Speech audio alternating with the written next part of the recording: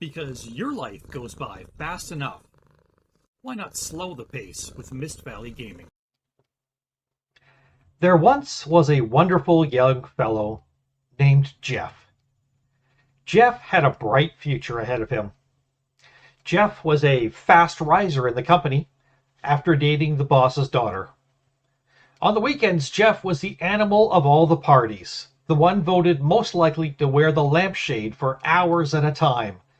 Loved by all, hated by none, Jeff was practically a weekend saint. And at work, Jeff was a hungry tyrannosaurus, gobbling up jobs and tasks with glee and strict professionalism. His little tiny tyrannosaurus arms flailing about as he just sat there and got work done. Jeff had the brightest of futures ahead of him. And then Jeff died. Murder most foul! Oh, who are we kidding? Jeff was an absolute cuck. Sure, he dated the boss's daughter, but the boss was furious when he found out. It might have had something to do with the boss's daughter being only 15 years of age. Or maybe that wasn't even part of the reason Jeff got fired. I mean, who can really say? So Jeff was pretty poor now. He was living out of his car, a 1981 Datsun. But not a cool Datsun like the 280 ZX Coupe. No, Jeff lived in a four-door Datsun Maxima wagon. And this one had more rust than it had metal. Oh, jeez. Jeff's toes used to dangle out through the rust holes while he was sleeping. Yeah, Jeff was a real loser. Still, there was definitely untapped potential there. Oh, no, don't get me wrong. A few people tried to tap that potential. They offered Jeff $5 for a quick handsy. But Jeff had his hands on a greater prize.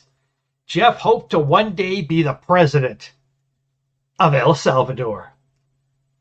Nobody really knows why, as Jeff was an American and he had never been south of Minnesota. Wait, is Minnesota really part of America? Isn't it more like Canadian? I don't know. Anyways, but maybe some say Jeff just liked to set unrealistic goals for himself, because if he happened to actually achieve any of them, then he could gloat to everybody about how he had predicted it. Oh, look at that. How he builds bridges. That's a nice bridge. That's a nice bridge. That's a nice it stands bridge. strong. And it's not slippery. Thank you for Somehow. erecting your bridge. Yes. It's the right word for that, by the way. Nobody's trying to do any weird jokes. When it's full size, the tattered red Ruhm und Ehre der baltischen Flotte.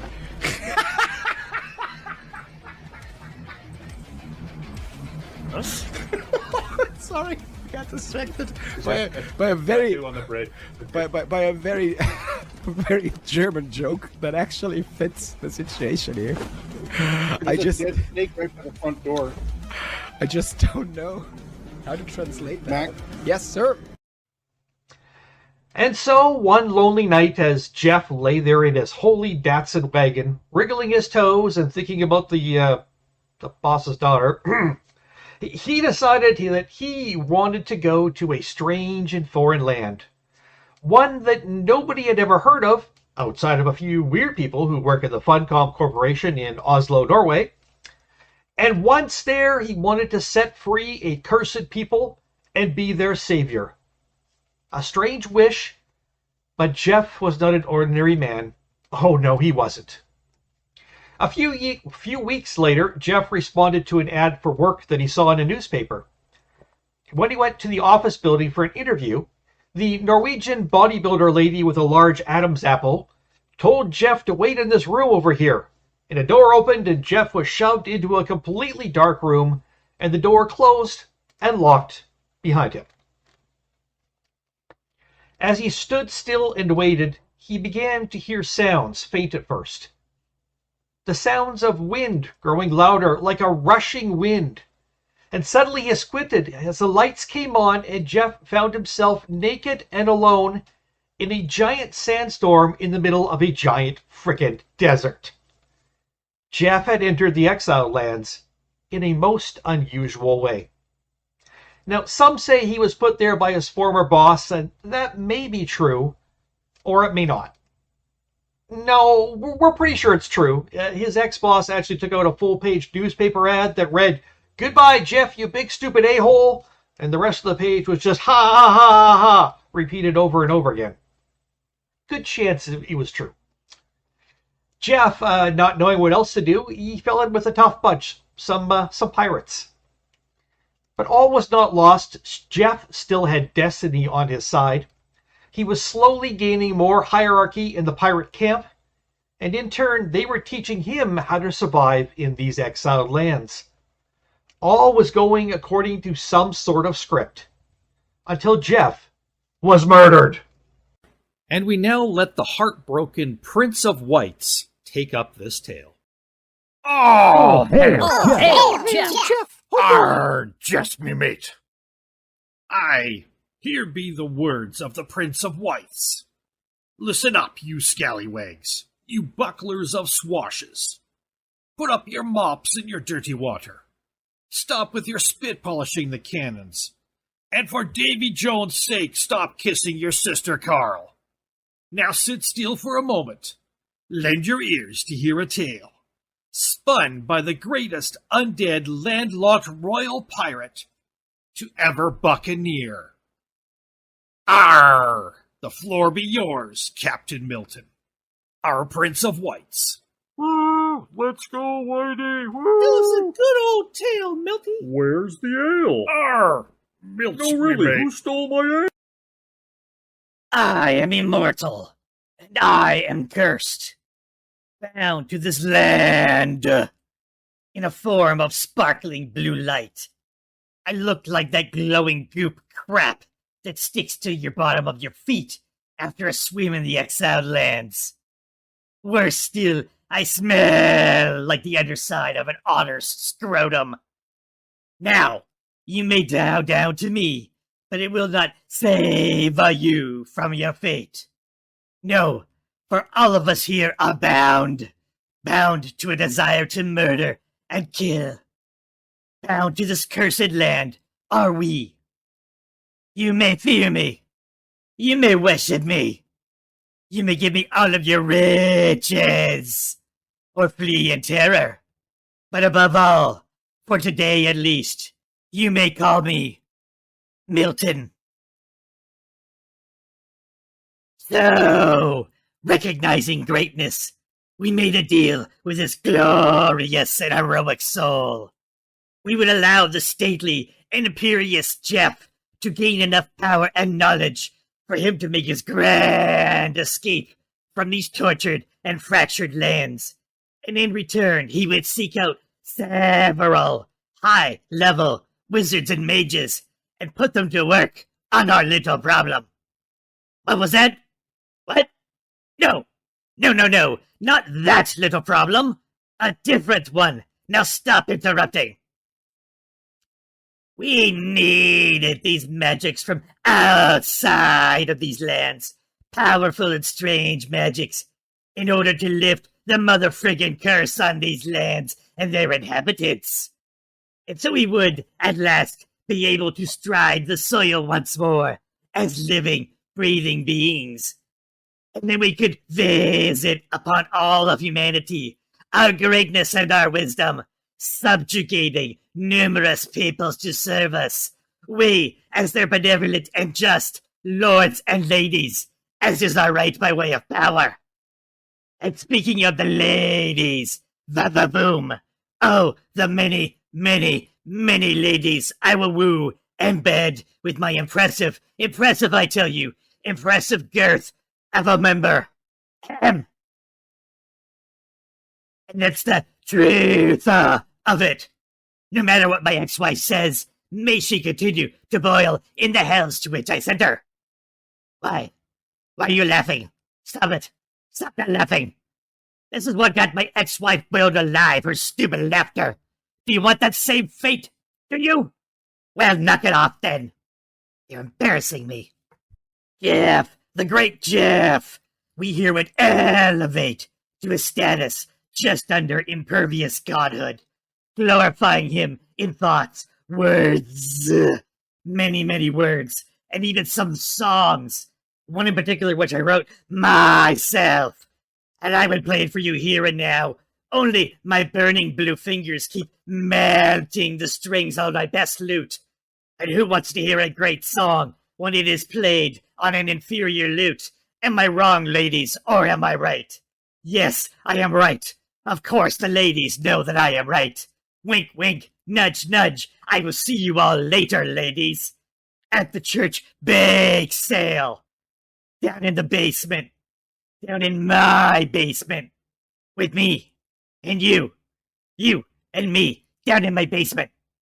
Sampling your baked goods. What? Do you not see me winking? Oh shit. That's right. I don't have eyelids because the blue flames keep burning them off. God damn it!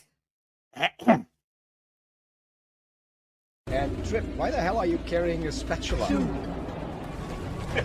Gonna be cooking later. For the drinking hole, the color pink. Nobody's gonna say the pink hole. Oh, Hey, Jeff! Arr, just me mate. What could go wrong with such a plan, you ask? Nothing. We had thought of everything. Yes, everything. Everything, it seems, except for one cucked up bitch with a second entity residing within its skull. Yes, I speak of the name that I will only say here once, for the very sound of it makes crawl the skin that I no longer have. You see, the only hitch in our majestic plans, the only fly within the sacrificial ointment, the only pile of steaming dung floating within our magic kettle from which we pull out flaming swords and healing ointments and books about colorful ponies. For the children, of course, I would never stoop to reach the book myself. How dare you even accuse me of such? Yes, the only wart upon our unblemished, undead skin, which blows glue and never ever turns off. Not even when we are trying to sleep, God damn it. Yet, the only wart there is that we can see, and the one wart which itches with the burning of 1,000 distant suns come much, much too closer, is the one they call Sandy.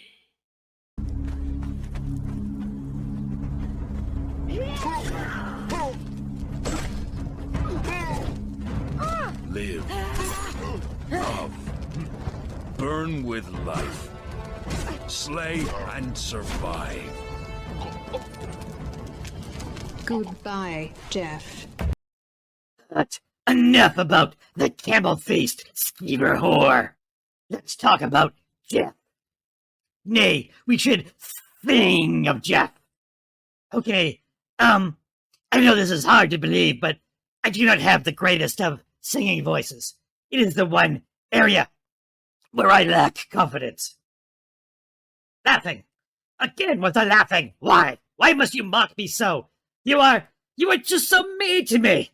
I demand that you stop hurting my feelings. Stop it right now. Don't make me get out the boiling order and the pliers. What? All right. Yes, and the feather duster. Yes, I'm a good boy and I know what the mistress likes. Where was I? Oh, yes, the song about Jeff. I shall not sing it only to Jeff's glorious face, but I will share here some of my lyrics for the joyous ode to Jeff. Jeff, the glorious one. If I weigh 100, then Jeff weighs a ton. For his importance to me is greater than self. Greater than a library book about kelp. Jeff the Savior, our liberator too. He gave me this book about bodies, and if you are good, then maybe he will give you one too. That was just verse 1, of course. I wrote over 1,000 verses all in praise of the glorious one, Jeff. Jeff, our glorious hope. Jeff, who was foully murdered in most heinous ways. Never to draw breath again. Never our hearts to raise, or our skin to return. Jeff was going to free us all. Jeff was going to lift our curse. I must go now. I feel the tears coming on. I must be careful, lest I create a glowing blue sea of utter boiling dread and despair. Yes, my tears bring much dread. Much non-glorious, very morose, and utterly sad feelings of dread. Dread. All bad. Trent! Are you putting words in my mouth again? God damn it, Trent! You reprobate moldy ball of fur! You stinking, slimy little evil monkey! How dare you embarrass me like that? Wait. Trent, why are you running away? Don't leave me alone again, Trent! Come back, little monkey buddy, and put the words, your evil, evil words, deep within my head. Trent?